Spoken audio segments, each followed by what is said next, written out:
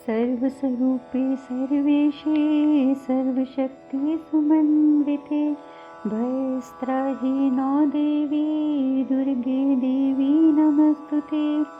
या देवी सर्वभूतेषु शक्तिरूपेण संस्थिता नमस्तस्यै नमस्तस्यै नमस्तस्यै नमो नमः। ओम नमः शिवाय, ओम नमः शिवाय, ओम नमः शिवाय।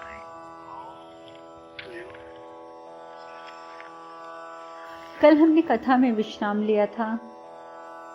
सती माता आदि शक्ति के रूप में शिव के सम्मुख उपस्थित होती हैं।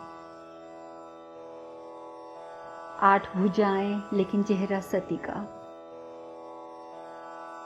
सती अपनी 8 भुजाओं को विलुप्त करती हैं और सती के असली स्वरूप में भगवान शिव के सामने आकर खड़ी हो जाती हैं। सती कहती हैं, आपको क्या हो गया महादेव, क्या हो गया, कैसी दशा बना ली आपने? आप तो भगवान हैं ना, फिर ये मनुष्यों की तरह क्यों भटक रहे हैं आप?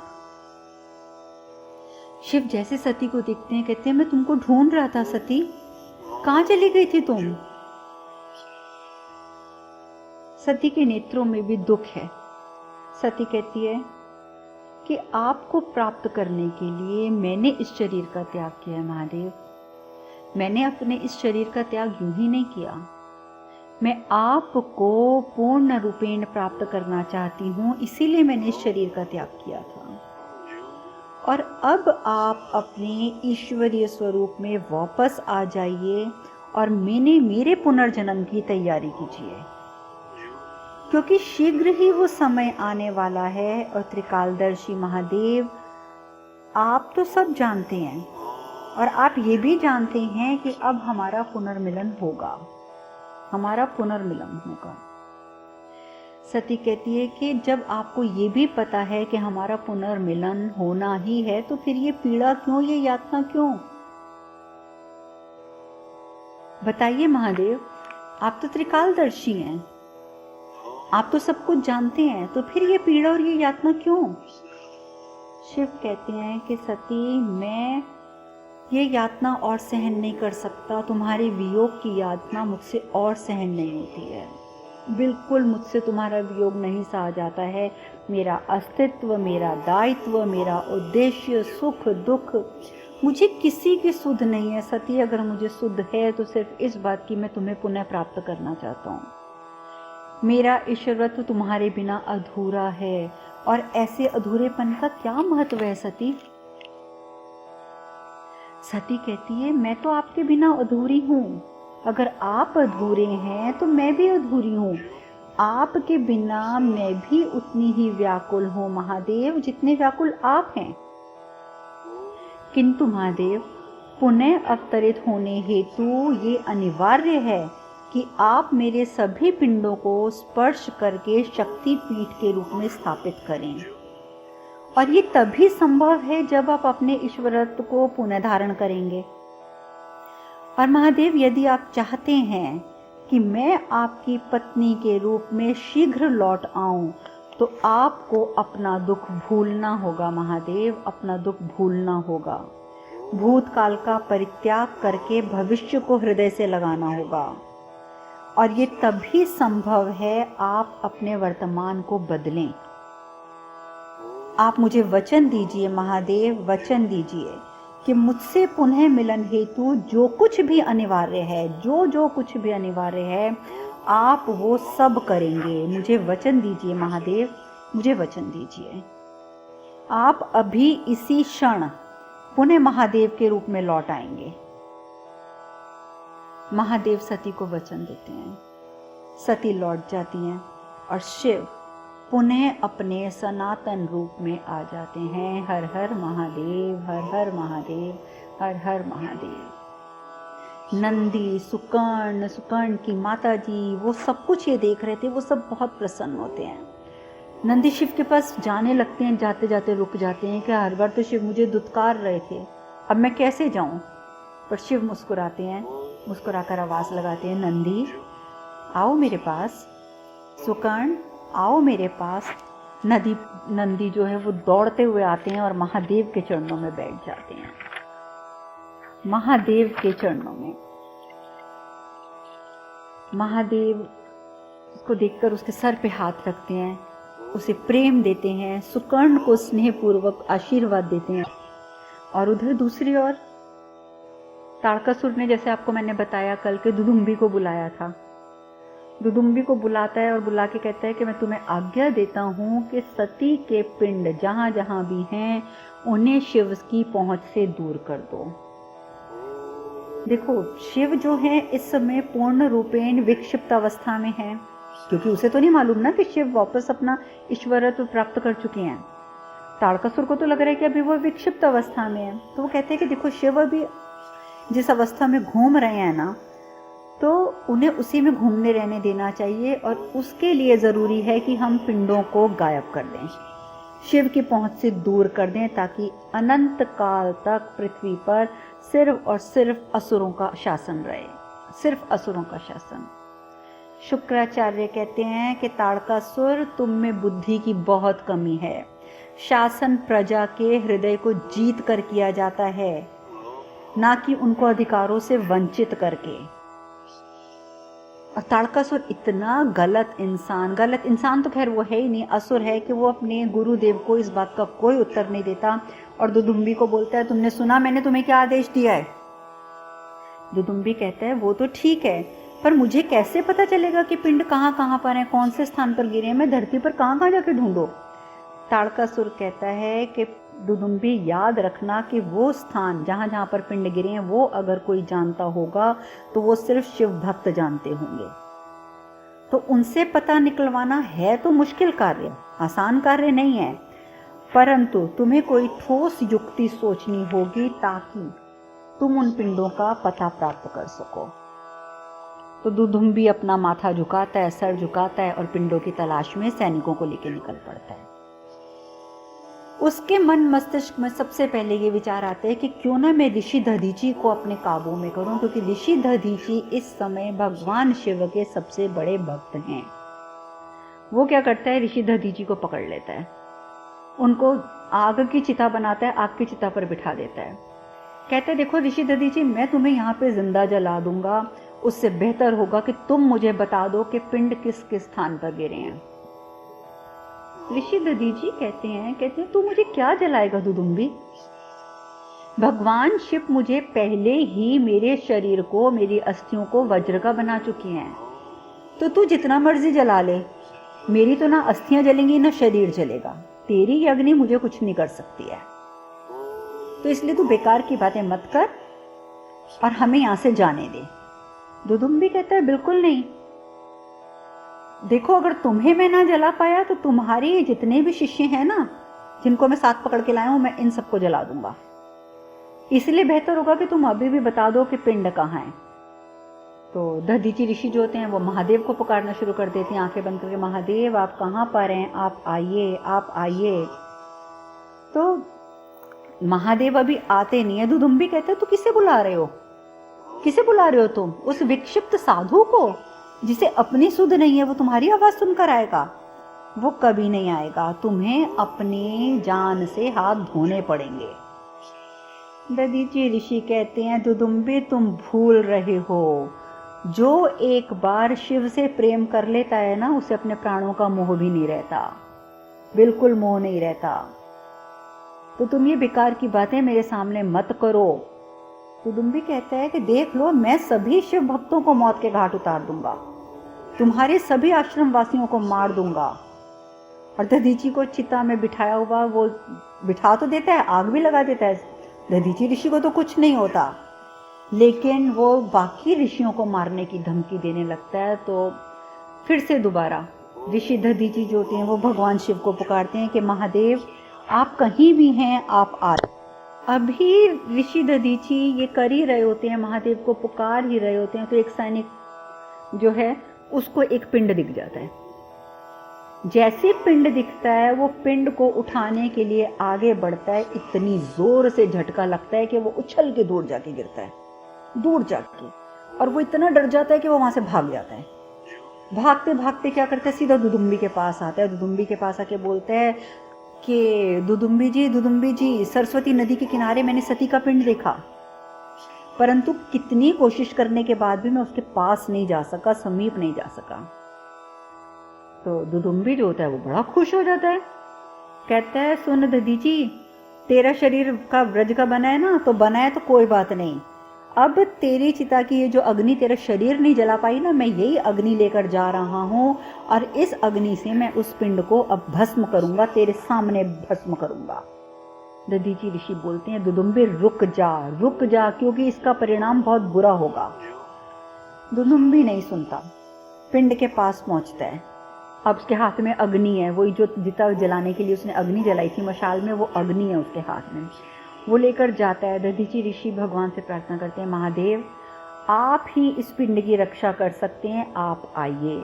और उधर शिव को ये सब नजर आ रहा है और शिव क्रोधित, महाक्रोधित। और इधर दधीची ऋषि प्रभु आइए।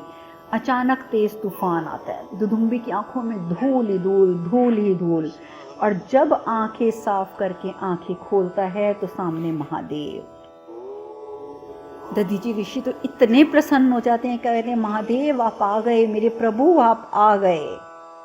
और दुदुम्बी घमंड, अपनी वीरता, अपने जो उसमें ताकत है उसके घमंडे में चूर होके कहते हैं महादेव आप मेरे कार्य में हस्तक्षेप नहीं कर सकते, आप बिल्कुल मेरे कार्य में हस्तक्षेप नहीं करेंगे। वो इस तरीके से बोलता है। भगवान शिव एक जगह पर धरती पर अपनी आंखों से घूरते जाते हैं और 1 मिनट के अंदर वहां पे काल भैरव उपस्थित हो जाता है। काल भैरव जैसे उपस्थित होता है, भगवान शिव कहते हैं जाओ काल भैरव, असुरों का विनाश करो और जो भी शक्तिपीठ की स्थापना में अवरोध पैदा करे उन सब को नष्ट कर दो। जैसे काल भैरव को भगवान शिव ये आदेश देते हैं, दुदुम्बी चिल्लाता है आक्रमण। और कमाल की बात देखिए, काल भैरव के ऊपर वो असुर आक्रमण क्या करते हैं, एक असुर का अंत हो जाता है, एक असुर का। दुदुम्बी अकेला बचता है और वो ऐसे दुम दबा के भागता है कि पीछे पलट के ही नहीं देखता कि काल भैरव कहाँ है। और जब दुदुम्बी भी भाग जाता है तो काल भैरव को भगवान शिव अपने अंदर फिर समाहित कर लेते हैं। और उधर दधीची ऋषि और बाकी सभी आश्रमवासी हर हर महादेव, हर हर महादेव, हर हर महादेव बोलने लग जाते हैं। और वहाँ पर शिव शक्तिपीठ की स्थापना करते हैं। शक्तिपीठ की स्थापना करने के लिए जैसे ही वो धरती पर बैठते हैं ऋषि दधीची के साथ, तो माता सरस्वती आ जाती हैं। माता सरस्वती आती हैं, आकर उन्हें प्रणाम करती हैं। प्रणाम करके कहती हैं कि महादेव ये सब क्या हो गया, अभी अभी तो आपका विवाह हुआ था और आपने अपने पुत्र को मैं अपने आंचल में सबसे पहले खिलाऊंगी, आपने मुझे ये वरदान भी दिया था। लेकिन नियति कितनी क्रूर है महादेव, नियति कितनी क्रूर है। आप सती के पिंड को इस समय मेरे जल से धो रहे हैं, क्या है ये नियति। भगवान शिव कहते हैं सरस्वती कोई बात नहीं, नियति जो है सो है, लेकिन आज मैं आपको कहता हूं कि आपके इस तट पर मणिकर्णिका शक्तिपीठ की स्थापना होगी और यही वो स्थान होगा जहां पर मेरा ज्योतिर्लिंग भी स्थापित होगा और जिसे आने वाले कालांतर में लोग काशी विश्वनाथ के नाम से मान्यता देंगे। और गंगा अपने अवतरण के पश्चात आपके साथ मिलकर यहीं पर बहेगी, आपके साथ मिलकर इसी काशी नगरी में गंगा बहेगी। सरस्वती माता कहती हैं मैं आपकी सदैव आभारी रहूंगी महादेव, सदैव आभारी रहूंगी। और ये कह के सरस्वती माता जल में दोबारा चली जाती हैं। दधीची ऋषि कहती हैं चलिए महादेव अब आप शक्तिपीठ की स्थापना कीजिए। शिव और दधीची ऋषि मिलकर स्थापना करते हैं। या देवी सर्वभूतेषु शक्ति रूपेण संस्थिता नमस्तस्यै नमस्तस्यै नमस्तस्यै नमो नमः। शिव काल भैरव को उपस्थित करते हैं दोबारा अपने मस्तक में से और काल भैरव को कहते हैं कि आज से तुम काशी के शक्तिपीठ के रक्षक हो और रक्षा की संपूर्ण जिम्मेदारी तुम्हारी है। और संसार में जहाँ जहाँ भी शक्तिपीठ बनेंगे वहाँ वहाँ मेरा एक काल भैरव होगा और जो वहाँ रक्षक के रूप में सदैव उपस्थित रहेगा। और ये आदि शक्ति और शिव की संपूर्णता का चिन्ह होगा। दधीचि ऋषि कहते हैं, महादेव इस संसार को अब कभी अनाथ नहीं होने दीजिएगा प्रभु, कभी अनाथ नहीं होने दीजिएगा। सनातन शिव से ही सृष्टि की प्रतिपालक रक्षा होती है। आप कभी सृष्टि को अब अनाथ मत कीजिएगा। मैं जानता हूं कि माता का विरह आपके लिए असहनीय था, लेकिन महादेव संसार तो 2 प्रकार के दुख को सह रहा था, 2 प्रकार के दुख को। एक माता को खोने का दुख और दूसरा माता के विरह में आपके संताप का दुख। तो इस प्रकार से हम संसार वासियों ने तो 2-2 दुख सहे हैं महादेव। अब कभी दोबारा इस प्रकार के दुख आप संसार को ना दीजिएगा। और इस प्रकार से यहाँ पर शक्ति पीठ की स्थापना होती है, जिसका नाम होता है विशालाक्षी मणिकर्णिका शक्ति पीठ। भगवान शिव की प्यारी नगरी है काशी नगरी। ये लोग आप सब जानते ही हैं, जो आज बनारस के रूप में बहुत प्रसिद्ध है, बनारस के रूप में। और यहाँ पर सती माता के जो हैं वो कर्णमंडल गिरे थे, कान और कानों में डले हुए उनके कुंडल जो थे, कर्णमंडल, वो गिरे थे। और यहाँ पर इसीलिए विशालाक्षी मणिकर्णिका के नाम से स्थापना हुई और इसी नाम से यहाँ पर पूजा की जाती है।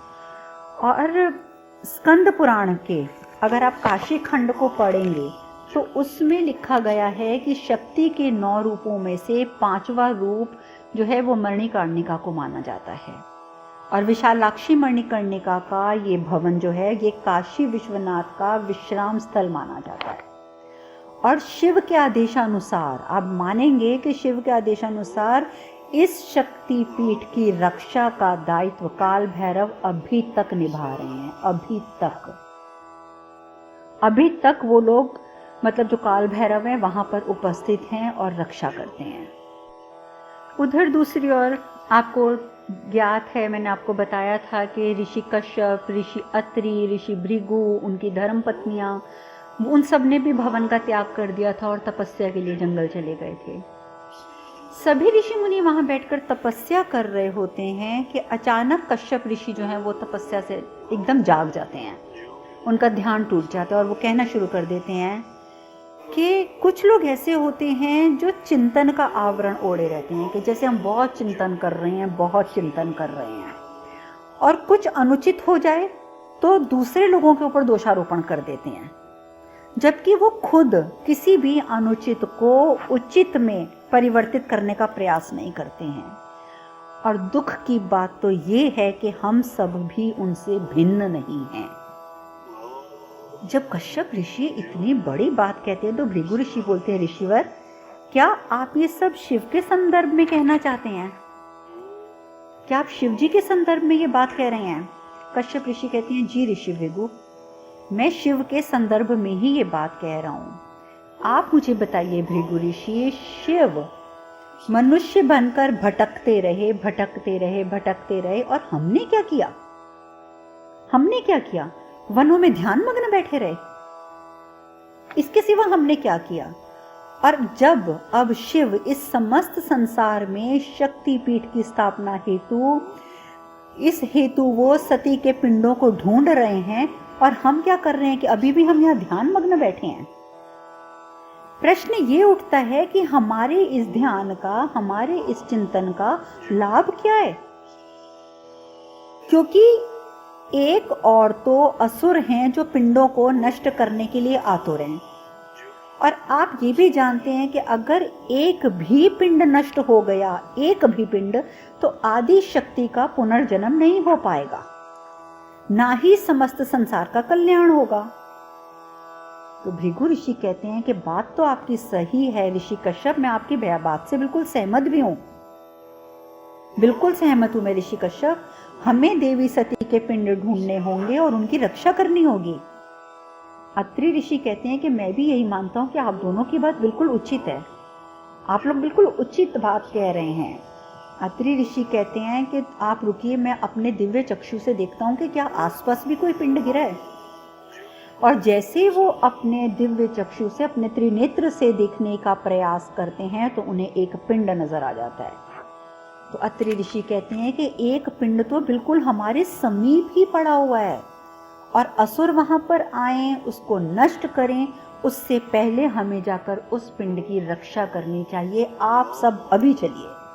और वो सब उसी समय चल पड़ते हैं। अब आगे क्या होता है इसकी चर्चा अब हम कल करेंगे। आज कथा में यही विश्राम लेते हैं। हरे कृष्ण कृष्ण कृष्ण हरे हरे, हरे राम राम राम हरे हरे। आप सब खुश रहें, सुखी रहें, स्वस्थ रहें। हरे कृष्णा। ओम नमः शिवाय, ओम नमः शिवाय, ओम नमः शिवाय।